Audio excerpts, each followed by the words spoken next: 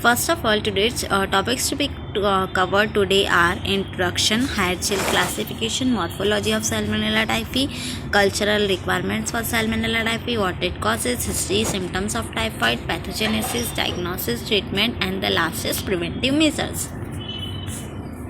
Introduction. Salmonella is a genus of Bacillus. Bacillus means rot-shaped gram-negative bacteria of the family Enterobacteriaceae.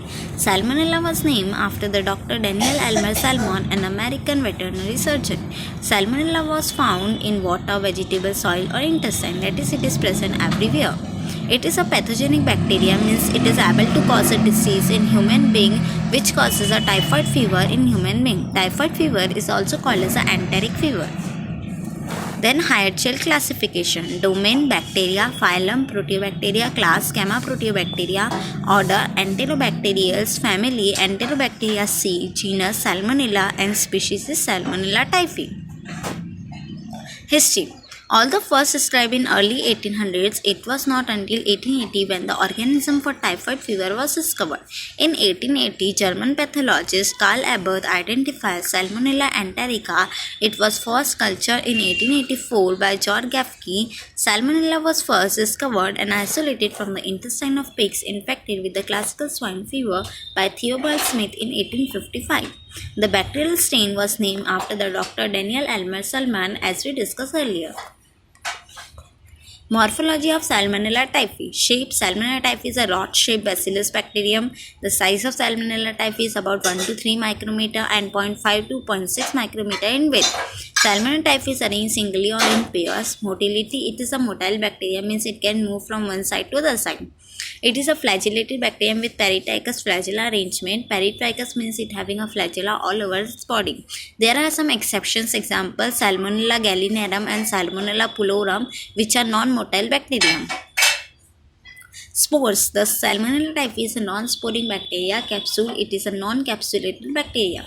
Gram staining. Salmonella typhi is a gram-negative bacterium. When we stain in the gram staining, when we stain with the counter stain safranin, it shows a pink color. Therefore, we can see that it is a gram-negative bacterium and it having a complex structure.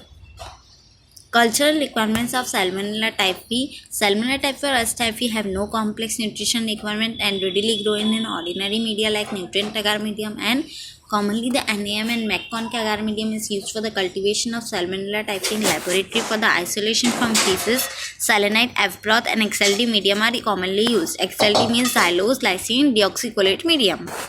Optimum temperature. The optimum temperature for the cultivation of Salmonella typhi in laboratory is 37 degrees Celsius. We know that our body temperature is also 37 degrees Celsius. So, we can conclude that it can survive in our blood also and in our body also. Optimum pH, it can survive at the 4.1 to 9 pH, but the maximum growth observed around to the 6.5 to 7.5, that is slightly acidic to slightly alkaline strain, which is slightly acidic and slightly alkaline strain. The pH varies as per the strain of bacteria. Oxygen requirement. It is a facultative anaerobic organism, means it can grow best in presence of oxygen, but it can grow in absence of oxygen also. There are various culture media used for the cultivation of Salmonella typhi in the laboratory, and most commonly the McConk agar medium, XLD medium, and salinite F broth medium are used.